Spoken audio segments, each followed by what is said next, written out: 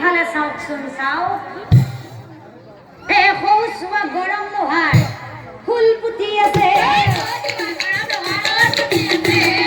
গুৰুদেৱ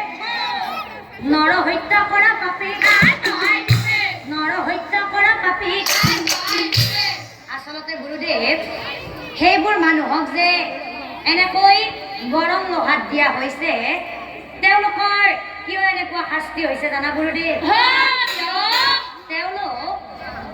তেওঁলোক মৃত্যুৰ আগতেই একোজন ধুৰন্ধৰ ডকাইত আছিল